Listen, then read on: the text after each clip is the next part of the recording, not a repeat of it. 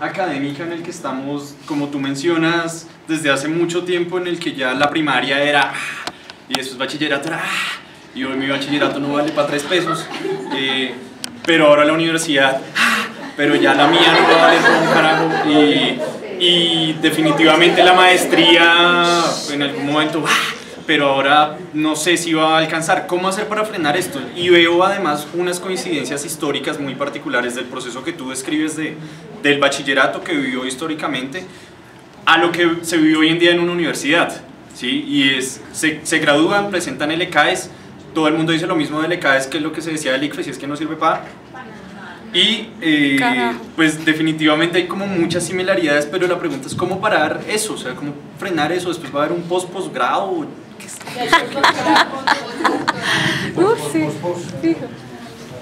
¿Cómo frenarlo? No tendría la respuesta, y creo que si alguien la tiene, se llena a plata. Creo que se podría decir que responde a un proceso cada vez más grande de profesionalización y especialización, y estaría más relacionado con el problema del mercado que con un problema donde tiene que entrar a negociar el proceso educativo. Para tu preocupación, el postdoctorado ya existe. Y sí, lo que tú dices, y si lo pude presentar, me parece que hice bien mi trabajo. El proceso de la secundaria y del bachillerato que se vivió hasta la década de los 60 es muy similar a los problemas que se nos están planteando hoy en día con la universidad. Incluso la discusión de la reforma a la Ley 30, uno puede ver similitudes, no formas iguales, porque si no estaría haciendo algo anacrónica con lo que se discutía en el bachillerato.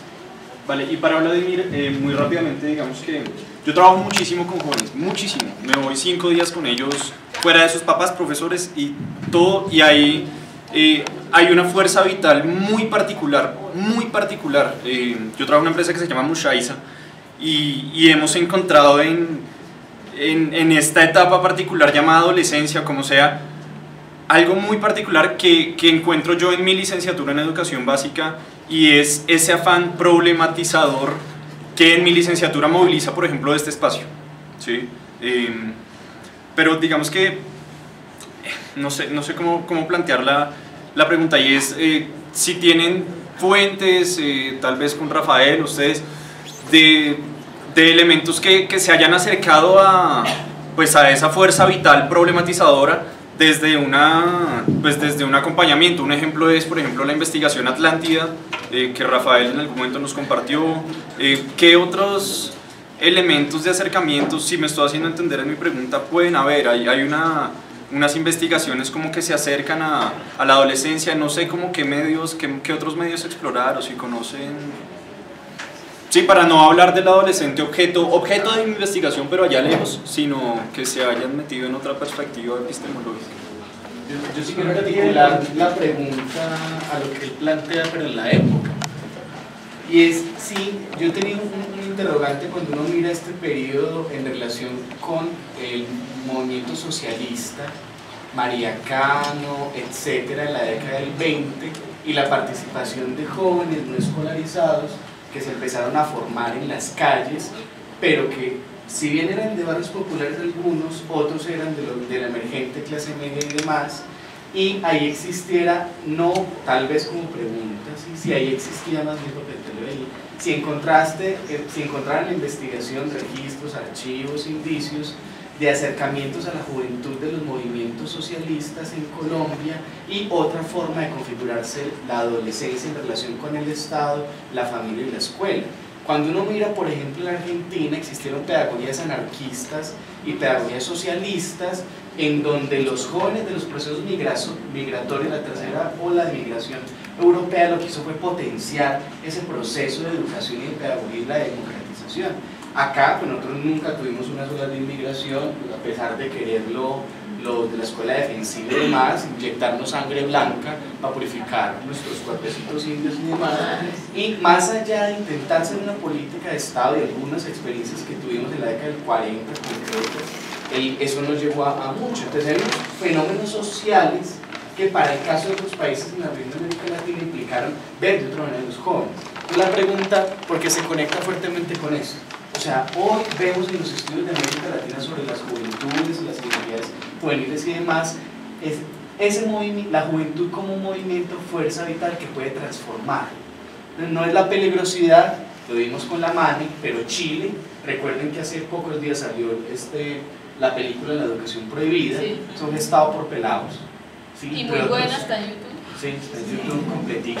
Entonces hay otra manera hoy, pero la pregunta es si para el caso colombiano, la década del 30 y demás, lo encontraron. Si no, pues, o de aquí para allá, o sea, o lo que haya, sí, para buscar. Bueno, con respecto a la primera pregunta, no sé si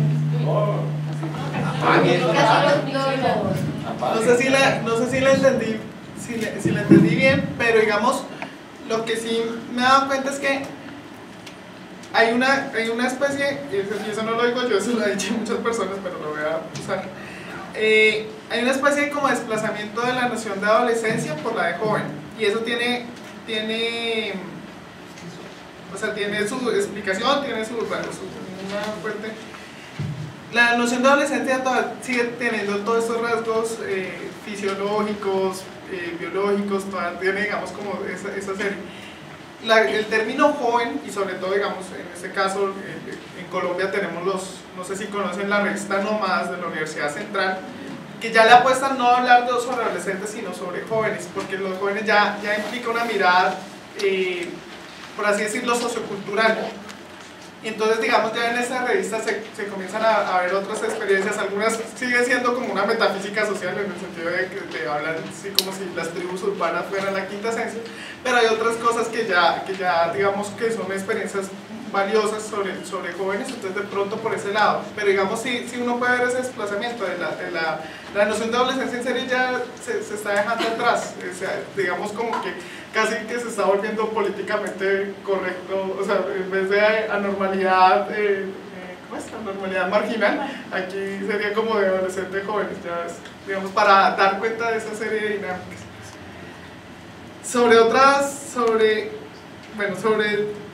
Hay dos cosas, la pregunta de Alexandra. Una, encontré, digamos, una que me gustaría leerlo, pero no lo tengo acá, pero bueno, nos demoraríamos, que era José Antonio León Rey, es un juez de menores de la Universidad Javeriana, y él escribió un libro que se llama, ya se me pasa el nombre, se llama algo así como Experiencias de un juez de menores, algo así, un nombre. Y él habla precisamente que describe una protesta estudiantil en términos sí, como que eso en realidad era una cuestión de adolescentes.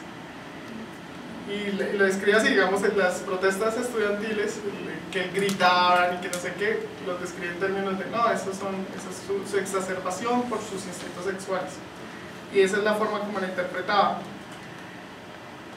Otra forma de escuela, pues yo no he encontrado, la verdad. Hay una cosa que yo no sé, ahí que la profesora nos puede ayudar, y también nosotros en la Riega, aquí en Colombia se intentó implementar, tengo entendido que después de la primaria se intentó implementar una cosa que se llamaba las escuelas complementarias, que eran 2 años y debían hacer como unos ciclos, cosas técnicas por ese estilo. Tengo entendido que fracasó. O sea, en realidad, digamos, las escuelas complementarias no fueron obligatorias y el Estado no daba plata, sino que daba como una cierta independencia en las regiones pues no tenían dinero, entonces jamás se implementaron de forma fuerte. Pero digamos, sí se bueno, y esas escuelas complementarias, digamos, como parte de los discursos que argumentaban su necesidad de expandir la educación primaria era precisamente por la adolescencia. Entonces, digamos, la idea sería ver de los departamentos esas experiencias de escuela complementaria que se intentaron implementar para la época. Tengo entendido que fracasaron, que esos 2 años posteriores no tuvieron mucho éxito, pero no sé. ¿Alguien más? Yo tengo una pregunta. Pues, según lo que usted está planteando... ¿Todos lo están escuchando? Sí. En el caso de las manifestaciones que son solamente un estímulo de la adolescencia, hemos visto muchas a lo largo del mundo. Me quiero centrar en una que realmente me gusta mucho, que es el mayo francés. ¿En qué punto se vuelve locura adolescente? Y en realidad, ¿en qué punto cambia esa locura adolescente y se centra la juventud en luchar por lo que realmente es importante? En el punto del mayo francés fue que ellos empezaron a luchar por lo que les pertenecía, la educación. Y el señor de Gaulle pues simplemente hizo lo que quiso cuando ellos estaban luchando por lo que les pertenecía. Entonces, ¿en qué punto cambia su visión de adolescente? Solamente es irreverencia y se vuelven adultos por un momento para luchar y lograr cambiar una nación y contagiar otros sectores. Porque no solamente fue el estudiantil, sino el obrero, los trabajadores, todos empezaron a luchar, pero el inicial ideal fue de los estudiantes, por su educación. ¿En qué punto cambia esa visión? Bueno, insisto, o sea, las interpretaciones, o sea, no, digamos, eso era como las autoridades interpretaban lo que estaban haciendo, no es tanto, digamos, lo que en realidad pasaba, sino era como lo interpretaban. Entonces, para ellos, digamos, yo creo que había muchas, no sería, digamos, loco pensar, yo sería seguro que, por ejemplo, la protesta de las bananeras y su posterior matanza, yo creo que fue interpretado un poco como cosa de adolescentes. ¿Sí? O sea, es la forma como la autoridad se presenta para interpretar. No sé lo de mayo del 68, pero me hiciste recordar una cosa. De Gaulle, tengo entendido, no sé, y de pronto alguien sepa más, es que a mí me llegó fue por chino. Dijo algo así como que en una entrevista o algo, dijo que los usó una expresión en francés que no sé cuál es, pero que eran unos mojacamas. Que estos jóvenes que hacían esto eran unos mojacamas, entonces también, digamos, como, sí, finalmente también se usó, deslegitimó, por así decirlo, o interpretó ese movimiento a partir de nociones como muy de adolescencia. Pero por lo menos porque la manera, o sea, obviamente la política va a tratar de minimizar, por decirlo de una manera, como la importancia del movimiento, pero si fuese tan transparente para él, fuera solamente mojacamas, entonces ¿por qué se esconde? Entonces, ¿por qué en el punto donde tuvo que dar la cara simplemente se escondió y no dio lo que era en su posición como ministro, sino simplemente evadió lo que estaba pasando? Y cuando le meten letreros y le convocan a medio país, entonces no fue simplemente un movimiento adolescente.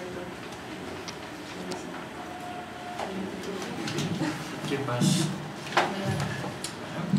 Bueno, en relación de lo que pues la profesora dijo, sí me escuchan, de que nos podía servir el bachillerato, y pues en relación con lo que hablaban de los adolescentes, que pues es una etapa donde uno empieza pues a pensar diferente, a cuestionar las cosas que le dicen los demás, a decir, a tomar sus propios ideales y crear su propia filosofía, si podríamos decirlo así.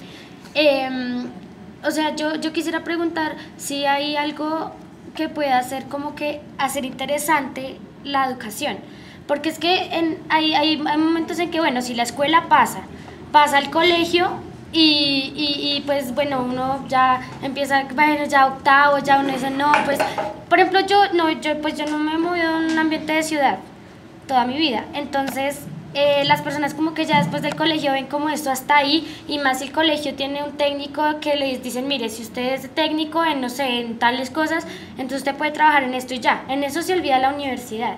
Pues ahorita todo el mundo, pues mucha gente que dice que el colegio es una universidad, pues ya no es muy válido que digamos.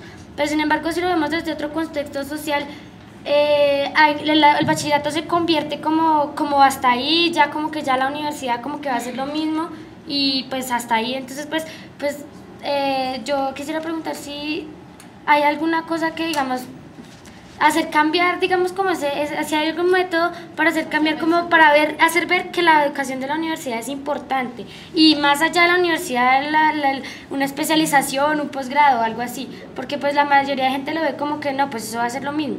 Entonces pues...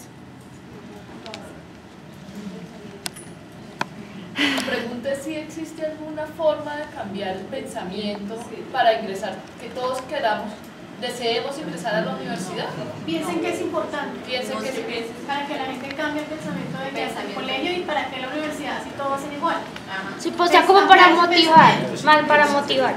Sí. Creo que la mejor pregunta es si hay alguna manera de hacer interesante la educación. Exacto. Vuelvo y digo, el que responda a eso se llena. Pero yo creo que una de las cosas interesantes que nos ha mostrado, o que me mostró a mí esta investigación en relación con el bachillerato, es que no siempre ha funcionado como está funcionando ahora. Eso quiere decir que puede cambiar o podemos... Existe la opción del cambio. Realmente yo creo que hoy en día mucha gente considera que la universidad es importante, pero no todos tenemos acceso a la universidad. Y uno de los problemas que tenemos es que la educación secundaria no nos da otras alternativas distintas, y lo que está buscando el gobierno, bien mal, es un cambio en ese modelo educativo. No sé si con eso te contesto la pregunta, ¿cómo hacer interesante? Creo que son lo que han intentado siempre, y muchos de los cambios que se intentaron en el bachillerato, o los tipos de bachillerato, más que hacerlo interesante era hacerlo útil, porque la noción de utilidad es la que viene a jugar en relación con el mercado.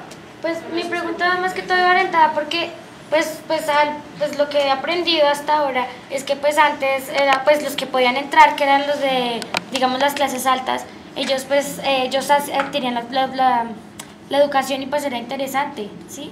Y pues mientras han hecho como reformas y han ido cambiando la educación como para que sea accesible para todos, y también pues que hayan otros campos de conocimiento o así, que hayan hecho nuevas reformas, digámoslo así, para cambiar ese tipo de educación, pues se ha ido como deteriorando, ¿sí? Y pues realmente son muy pocas las personas que pueden llegar a digamos, bueno, sí, un problema también puede ser la parte económica, que todos no todos podemos entrar a la universidad y todo eso, pero pues aún así el nivel académico de bachillerato pues no es muy alto, ¿sí? En relación con otros lugares. Tenemos 3 personas que pudieron pagar. 1, 2... Si es con relación a lo de... Pues También es no, como... porque es que no estamos Es como un apunte de hacer... muy breve, y No, entonces es una- hay 2 personas entrando para el Ahora hay muchos colegios oficiales que lo que hacen es que en el último año, el último semestre, le hacen práctica en universidad, justamente para eso, para poderlos incentivar en entrar a una universidad. Y la hacen en universidades públicas, la pedagógica, la nacional, la distrital. Eso. Ya. Sí, no. Vale, 1 y 2 preguntas. ¿Cómo interpretar la resistencia del sistema educativo a escuchar a sus propios estudiantes cuando quizás esté allí el éxito, estén las pautas o el secreto o los elementos del éxito de su propia propuesta educativa? Le tocaron todas las preguntas para quien quiere ser millonario, aproveche. Yo creo que el sistema educativo está diseñado para no escuchar a los estudiantes, y creo que en el momento en que los escuchemos dejaría de existir el sistema educativo que tenemos ahora. Eso implica que tendríamos que cambiar muchas de las estructuras que tenemos, que se ha graduado, la primera noción de maestro que tenemos, donde el maestro es el que sabe y el estudiante es el que tiene que repetirlo. Y parte de la lucha o de las discusiones que se están dando hoy en día con las nuevas pedagogías está pensado en eso. Hay un texto que yo empecé a leer alguna vez con el profesor Pineda, que se llama El maestro ignorante de Rancière, que nos pone en evidencia eso. Pero creo que en el actual sistema educativo, del que yo vengo hablando, que se forma cuando se saca el decreto de bachillerato y regulado, el estudiante no tiene voz, y está diseñado para eso, y en eso ha sido un éxito. No, pues mi pregunta va como en 2 sentidos. Bueno, son 2 exposiciones que concluyen, una desde el aspecto como la construcción de escuela en un periodo determinado del siglo XX, mediados del siglo XX, lo que se ha configurado en el siglo XX. El otro aspecto que se toma y que toma Vladimir es el aspecto social, el joven, el sujeto, en una conformación fisiológica y social. Entonces mi pregunta va, usted como profesora que ha estudiado la parte institucional, ¿cómo ve el joven de esa época? Y usted que ha estudiado la parte del joven, ¿cómo ve la institución en esa época, en ese periodo de la... Está interesante. La palabra a Vladimir Para que todo es aire. Ok.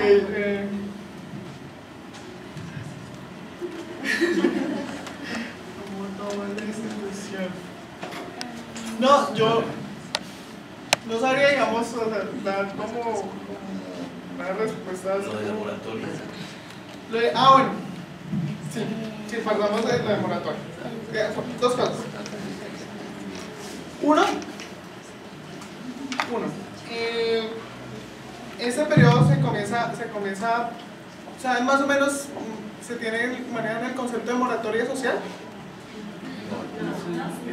Moratoria social, a grandes rasgos, y a riesgo de que me den después, moratoria social es un concepto que hablan varios teóricos que es para dar cuenta de los jóvenes. Entonces se considera, digamos, ese espacio social, permitido socialmente entre la infancia y la adultez, en la que, digamos, se posterga una serie de responsabilidades sobre los sujetos. Entonces el matrimonio, la entrada al mundo del trabajo, cuando se da esa condición, que generalmente las clases burguesas, es que se comienza a hablarse sobre jóvenes, ¿sí? Digamos, por ejemplo, el que acuñó el término de adolescencia uno de los que acuñó el término de adolescencia es un teórico que se llama Stanley Hall, en 1903, y él estaba comenzando a observar precisamente esa serie de jóvenes que ya estaban postergando su entrada a la adultez, y entonces y los denomina adolescentes. Grandes rasgos, insisto, creo que hay muchas cosas por decir. Ese es el concepto de moratoria social, como esa postergación que permite que una persona se denomine joven o adolescente en este caso. Acá en Colombia, la moratoria social, digamos, operó de otra forma, operó, digamos, en estos discursos operó de otra forma, porque, digamos, como se tiene un poco el miedo de que lo que, de la desescolar, de que se tiene la noción de que los jóvenes de las clases populares no entran a la educación secundaria, ¿sí? Pues porque no tienen los recursos económicos, entonces, digamos, si son adolescentes, son problemáticos, si no están yendo a la escuela, se tiene como esa noción. Entonces acá comienzan a aparecer unos discursos que es la moratoria social no como una opción de vida, no como esa opción, sino como una obligación. Entonces como una obligación sobre que los jóvenes no entren a trabajar de forma temprana, porque, digamos, en los trabajos de las clases populares, sobre todo, por ejemplo, acá se habla mucho de los emboladores, los emboladores, como esos trabajos que son de los jóvenes de las clases populares, como una entrada para que ellos cometan crímenes, ¿sí?